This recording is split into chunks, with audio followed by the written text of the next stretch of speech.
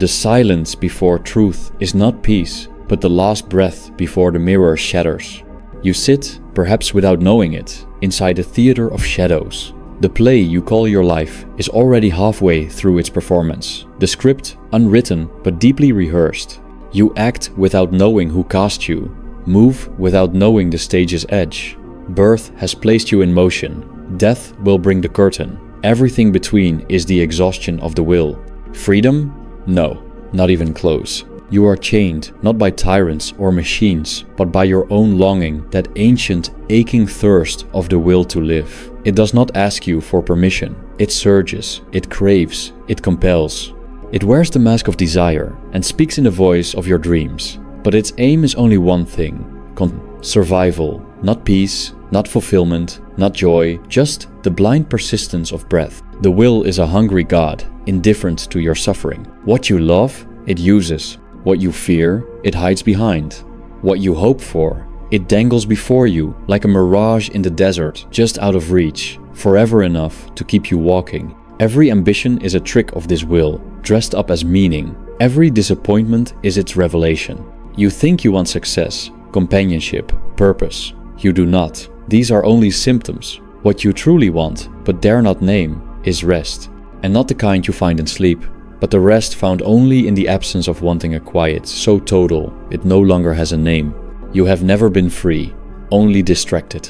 Modern life has perfected the art of distraction. Its glittering surfaces hide the rot beneath. Its noise is not music, but anesthesia. The screens you stare into are not windows, but walls.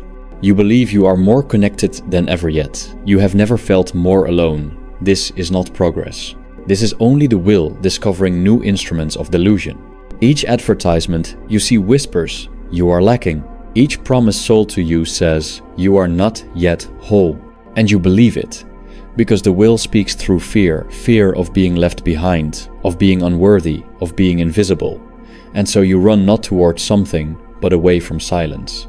For in silence, truth waits. And truth, like death, does not flatter. The culture of ceaseless motion, the gospel of improvement, the endless search for happiness, these are prisons built from hope. What they call personal growth is often just the will inventing new disguises for its pain. You climb ladders placed in burning buildings. You chase love from those who do not know themselves. You medicate your despair with novelty and wonder why the emptiness returns. The tragedy is not that life is painful. The tragedy is that you expect it otherwise. The child, innocent and open, arrives into this world, screaming not from trauma, but from the violent shock of becoming. From the warm unity of non-being, he is torn into form, into separation, into hunger. And all his life, he will attempt to return to that first peace, that precondition of being nothing. He will call it love, or meaning, or God. But he will not find it in the arms of the world. Desire is a wound that opens with every breath. To be conscious is to suffer, because to know is to feel the distance between what is and what is longed for. Animals suffer, yes, but they do not despair. Only man despairs, because only man imagines. He remembers what was and dreams what could be. This gap is his agony, and from it comes all art, all violence, all longing. Civilization itself is just the organization of shared despair. Even love, that most sacred hallucination, is rooted in lack. You love what you believe will complete you, but completion is a myth. The beloved becomes a mirror, a screen, a vessel, and when it breaks, as all things break, you are left not with a person lost, but with the unbearable return of your original emptiness. You seek salvation in others, because you cannot bear to face the poverty within. But the other is not your savior. They are just as lost, just as bound, just as fractured by the will's tyranny. You do not love them, you use them to forget your suffering. They do not love you, they use you to silence their dread. This is not cynicism, this is clarity. And through clarity comes the strange, cold relief of seeing things as they are. Do not turn away. To see the world soberly is to weep without tears. It is to walk through the marketplace and feel the weight of every smile, every desperate grasp at pleasure, every mask of certainty. It is to hear laughter and know the wound it hides.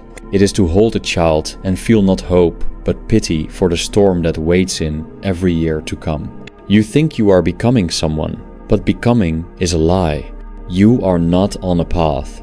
You are spinning around the axis of hunger, around the illusion of selfhood, around the endless question, why? And there is no answer. Only the question, only the ache of existence. Only the beauty that sometimes leaks through the cracks, uninvited, and disappears just as quickly. You will not be remembered. You will not be understood. All that you build will crumble. All that you fear will come to pass. And yet you continue, not because of courage, but because the will does not stop. It carries you like a river of blood. You cannot swim against it. You cannot leave its current. You can only become aware that you are drowning. And in that awareness, not resistance, not transcendence, but awareness alone, something shifts. Not peace, but stillness. Not joy, but depth. You begin to feel the quiet shape of what lies beneath all striving, the absurd dignity of existence itself, trembling in the shadow of its own impermanence. You no longer reach for the light. You watch it flicker, knowing it cannot save you. But in that flicker, you see everything. You look upon your suffering as a mistake, a deviation from how things should be. But there is no should.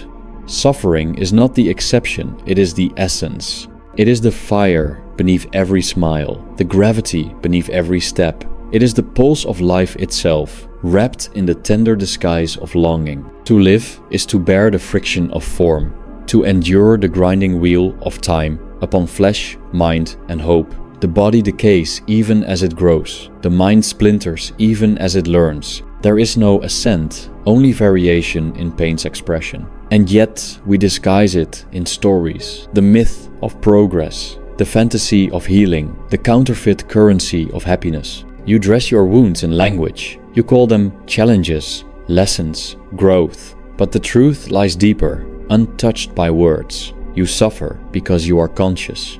And you are conscious because the will, that blind and ancient force, demands it not for your fulfillment, but for its own perpetuation. Each day you awaken not because you choose to, but because the machinery continues. Breath arrives without invitation. Thought floods the mind like a storm through shattered windows. And you call this freedom. You imagine yourself a captain while the tide drags you through dreams not your own. What you call your life is a series of reactions to hunger, to loneliness, to fear. Beneath every ambition is a recoil from suffering. Beneath every belief is the desire to dull it.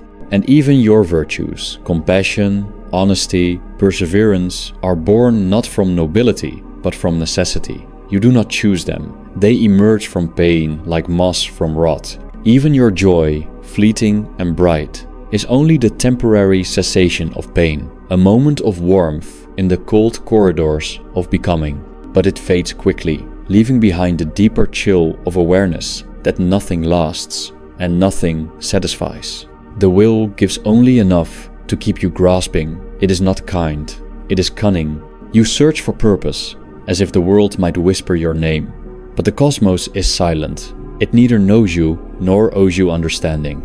It offers no answers, only phenomena, stars that burn, rivers that fall, bodies that break. Meaning is not found. It is fabricated, spun like silk by a frightened creature longing for home. But there is no home, only the vast indifference of existence and your fleeting presence within it.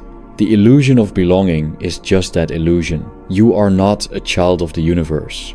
You are a transient anomaly in an unfeeling sequence. And yet, from this knowledge, something unexpected arises, not despair, but a strange liberation. For if there is no purpose, then there is no failure. If the world does not owe you happiness, then sorrow is not injustice, it is simply what island. And in accepting what is, without ornament or denial, you step into the clarity that lies beyond hope. You begin to unhook yourself from the machinery, not with rage, not with rebellion, but with quiet detachment. You no longer chase the dream. You no longer curse the night. You sit beneath the stars, not to be healed, but to witness, not to be known, but to know. Detachment is not the absence of feeling, but the absence of clinging. You feel still, but you do not possess. You desire, but you do not pursue. You grieve, but you do not resist. You let the river flow without demanding it carry you where you wish to go. You become a watcher, not of others, but of the self. You watch the mind ache for validation. You watch the heart hunger for touch. You watch the old dreams rise like ghosts, begging to be believed again. And you do not feed them. You let them pass. You let them die. And in their dying, you find stillness. The world does not improve. People do not awaken. Justice does not prevail. These are dreams spun by the will to give itself continuity. But when you cease to need them, the noise softens. The theater collapses. And in its ruins, you feel the raw, unspeaking truth of what remains. Existence, bare and unadorned. It neither comforts nor condemns. It's simply island. This is the ground beneath illusion. The end of striving. The exit from the wheel. And though nothing has changed, not the pain, not the solitude, not the impermanence, you are no longer fooled. You are no longer begging for relief from a world that cannot offer it. You have seen behind the curtain. You have tasted the silence beyond words. You have become the eye that sees, not the hand that grasps. And in this seeing, there is no triumph, only the soft, eternal hum of being. What is life? If not a wound that never closes, a continual irritation of the spirit by existence itself. The senses bring us no peace. They bind us to a world that torments with appearances. What you see, you want. What you want, you chase. What you chase escapes. And what you catch decays in your grasp. This is the cycle, the Ouroboros of longing. Pleasure is never more than the brief relief from pain. Even the most exquisite joy is merely the absence of suffering noticed for a moment before suffering returns. And yet, like moths to flame, we flutter toward these moments, mistaking them for salvation. You fill your time because you cannot face its emptiness. You call it productivity, you call it ambition. But what it truly is fear. Fear of the void, fear of stillness, fear of the confrontation with your own insignificance. You would rather be busy than conscious. You would rather drown in motion than sit with what island. But stillness is not the enemy, it is the mirror. And when the mirror is clean, not distorted by distraction or drenched in illusion, it shows you not your face, but your condition, fragile, fleeting, alone. A creature born of accident, sustained by habit, destroyed by time. You are not the hero of a story, you are the byproduct of biology. The ego protests. It screams, I matter. It insists on its own centrality. But the ego is not a self, it is merely the will disguised in narrative. A bundle of fears, memories, roles, and desires, pretending coherence. You defend it not because it is real, but because you fear what lies beneath its absence. Yet beneath it lies only silence. And that silence is not empty, it is vast. It is terrible, it is holy. When the illusions fall, when love fails you, when health abandons you, when death takes what you could not bear to lose, that silence begins to whisper. It does not comfort, it does not explain, it does not forgive, it only reveals. And what it reveals is that you were never in control, never truly alive in the way you imagined, never safe. You were a flicker, a wave upon the surface of something unfathomable, and yet that flicker, once seen clearly, contains all the beauty of the world. Not because it lasts, but because it doesn't. Not because it satisfies, but because it fades. In the decay of things, in the fragility of breath, in the trembling hand of an aging parent, or the fleeting smile of a child who does not yet know death, there lies the unbearable poignancy of being. It is not joy, but sorrow that gives life its depth. It is not fulfillment, but loss that shapes the soul. The one who suffers deeply sees further. Not further into solutions, but further into the nature of things. Further into the heart of this strange, aching dance we call reality. Everything that once comforted begins to rot. Every ideology, every promise, every system of meaning all dissolve under the quiet acid of honest reflection. What remains is not nihilism, but a deeper awareness. That life does not need to be meaningful to be profound. Even a scream, when echoed in a vast and empty canyon, becomes a kind of music, so too your sorrow when seen not as failure, but as your participation in the great unfolding. A participation you never asked for and cannot escape. This is not punishment. It is simply what it is to exist. The will to live never asks if you consent. It drags you into the world naked and screaming. It binds you to hunger, to heat, to grief. And it gives you just enough beauty to keep you tethered. A sunrise here, a touch there, the scent of someone you loved once, lingering in an empty room. These are not gifts, they are traps. Soft traps, made of wonder.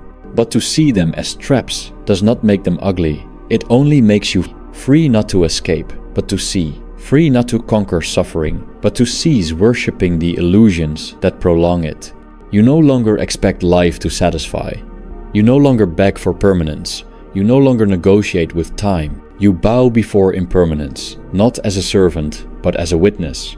And in that bow, the last chains begin to loosen, not with ecstasy, but with the solemn dignity of someone who has stopped pretending. You become heavy with truth, but it is a sacred weight, the weight of finally being what you are, and not what the world told you to become. And you begin, in the ruins of your illusions, to see the first outlines of liberation. Not the kind sold in books, not the kind shouted from pulpits, but the kind that whispers through the cracks of the self, in the voice of wind against stone. You were never meant to escape. You were meant to see. You were never meant to ascend. You were meant to kneel inwardly before the terrible beauty of existence. And in that kneeling, there is no God, only the disappearance of need. The world parades itself before your senses as though it were real, as though it held substance, as though it could satisfy. But behind its color, behind its movement, behind its charm, there is only becoming, never being. Things appear to exist only because you do not stare long enough. If you did, you would see them fade, collapse, dissolve into the void from which they came. The tree is not a tree, it is decay in slow motion. The face you love is not a promise, but a warning. The laughter in the air is not joy, but the echo of denial. And yet, we pretend. We build our days upon pretense. We call it duty, love, ambition. We bind ourselves to family, to nation, to career, as if these tethers could keep us from falling. But fall we must. Not all at once, but slowly, cell by cell, by moment, by belief. Life is a long falling, a surrender into dissolution, and we call it maturity. What you call identity is just a sediment of memory. You cling to the story you've told yourself, because without it, there is only the raw wind of nothingness. You say, I am this, I am that, but beneath each declaration lies only the will surging, nameless, aimless, and beneath the will, silence. You were never a self. You were a repetition of patterns, echoes of ancestors, reactions to wounds, adaptations to fear. And yet you fought for this illusion, built your worth upon it, protected it with lies. Now the lies tremble, now the structure cracks. And in the collapse, you begin to feel not despair, but release. What freedom there is in no longer having to be anything. What clarity there is when you stop believing your own reflection. And yet, even in the face of this crumbling, the will insists. It begs for new forms to inhabit, new dreams to chase, new distractions to kneel before. It does not want peace, it wants continuation. It would rather suffer endlessly than disappear. And so it seduces you again with the idea of legacy, of impact, of becoming your true self. But all selves are masks. All becoming is a delay of the inevitable. The inevitable is not death. The inevitable is awakening. And awakening is not bliss. It is seeing, with unbearable clarity, the hollowness of all you've ever pursued. It is realizing that your suffering was not a punishment, but the natural cost of wanting. It is understanding that your joys were not rewards, but respites, brief silences between screams. The body you wear, it is not yours. It is borrowed, leased by time, and it returns slowly to earth with every breath. The mind you cling to it is not yours. It is a filter, a distortion, a fever dream of perception. Even your thoughts betray you. Even your hope is a form of blindness. And yet, here you are, breathing, watching, breaking, not because of strength, but because breaking is what the will does in the face of truth. The world will not change. It will continue to sell distraction, to elevate illusion, to praise the successful as if they have escaped suffering. But you will see them more clearly now. The wealth, the power, the applause, all of it, a mask for the same trembling hunger that haunts every creature. No one escapes. Some just dress their cage more beautifully. Detachment is not a path, it is a collapse, a letting go, not born of wisdom, but of exhaustion. You stop clinging not because you are enlightened, but because your hands can no longer hold. You stop wanting not because you found something better, but because you've finally seen the cost of wanting. And in that emptiness, something strange appears. Not meaning, not redemption. Not the presence that poets romanticize, not a sacred glow, not a blissful now, but the quiet awareness of what is. Beneath all veils, it is not an experience, it is the end of experiencing. It is the stillness of a room long abandoned. It is the breath before the last candle goes out. And that is enough. You no longer seek to be saved. You no longer ask why. You no longer run. You sit like a stone in the river. You let the world pass through you, around you. You feel the pain, but you do not name it. You feel the beauty, but you do not chase it. You become the space in which things arise and pass untouched, unbound, unseen. You become absence. And in that absence, there is a kind of grace, not from above, not given, but discovered in the soil of surrender. The grace of no longer having to pretend.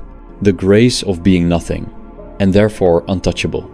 This is not peace, it is not joy, it is the stillness. After all, desire has died. Even silence is not what it seems. You imagine it as the absence of sound, but true silence is the absence of seeking the death of the inner voice that forever asks, what next? In the world you inhabit, silence is feared. It is filled with noise, to keep the soul from noticing its own weight. Music, chatter, endless motion, all of it, a curtain drawn against the abyss.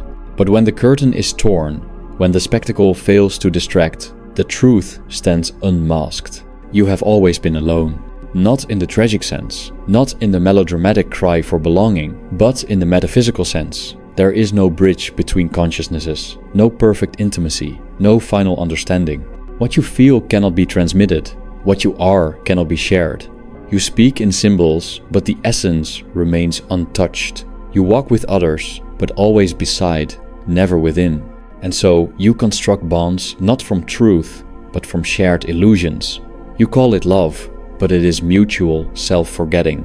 You call it friendship, but it is an alliance of distractions. You call it community, but it is merely synchronized evasion. Everyone fears their own depth, so they gather, they merge. They consume anything to avoid the confrontation with the void.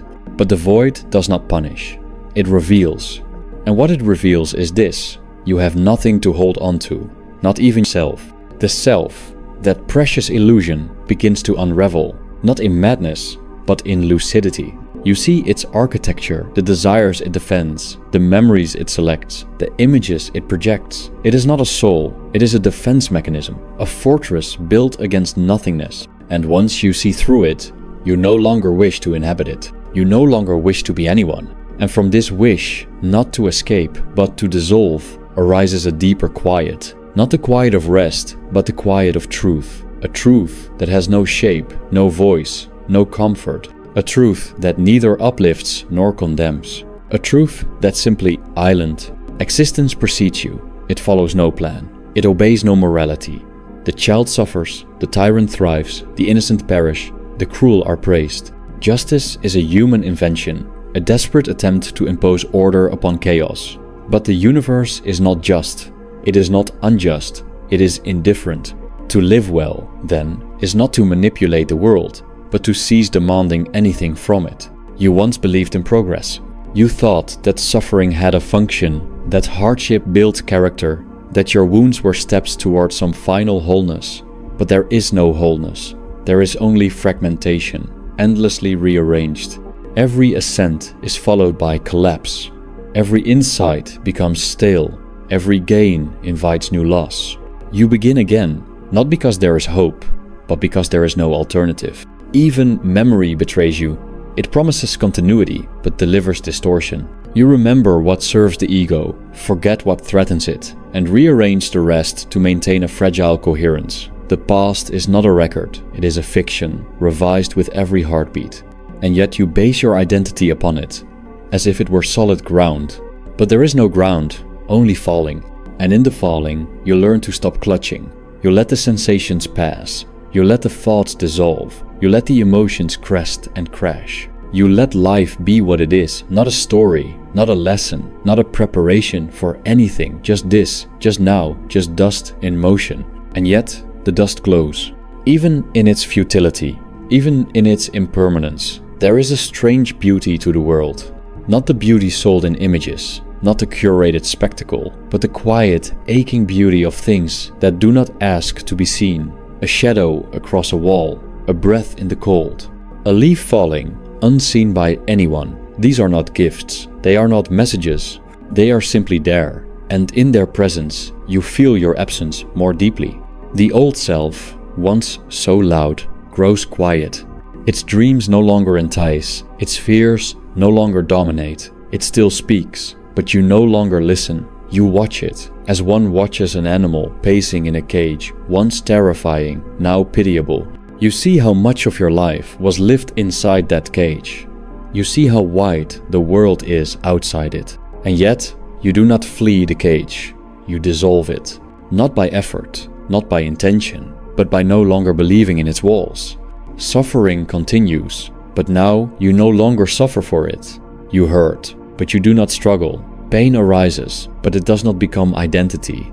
You live, but you no longer demand that living provide you anything. You accept the terms of existence, not because they are fair, but because they are real. This is the sobriety of the spirit. Not dry, not numb, but clear. You are no longer seeking freedom. You are seeing that you were never imprisoned. The walls were made of thought. The chains were made of hope. The cage was built by the very will that screamed for escape.